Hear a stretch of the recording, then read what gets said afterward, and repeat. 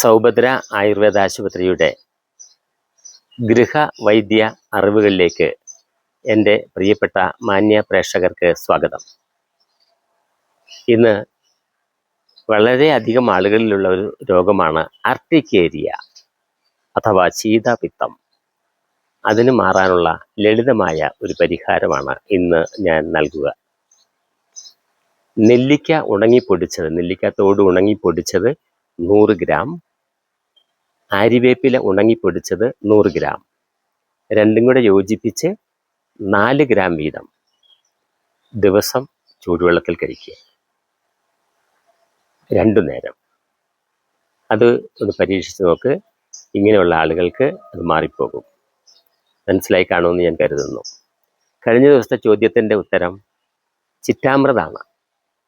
പനിയെ ശമിപ്പിക്കുന്ന, അജീർണമായ പനിയെ ശമിപ്പിക്കുന്ന ഒരു മരുന്നാണ്. ധാരാളം പേര് ഉത്തരം എഴുതിയെങ്കിലും 2-3 പേര് ചിറ്റാമൃത എഴുതിയിട്ടുണ്ട്. ഈ ചിറ്റാമൃത എഴുതിയ ഉത്തരം എഴുതിയ ഇതുവരെ പുസ്തകം നന്മയുടെ കരുതൽ കിട്ടിയിട്ടില്ല എങ്കിൽ നിങ്ങളുടെ അഡ്രസ്സ് അയക്കുക.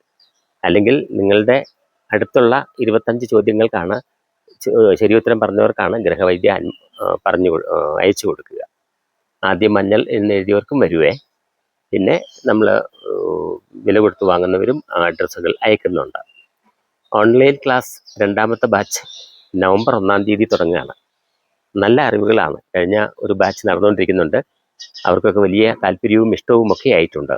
ഇനിയും താല്പര്യമുള്ളവർക്ക് പങ്കെടുക്കാം. അത് ശനി, ഞായർ, തിങ്കൾ ദിവസങ്ങളിലാണ്.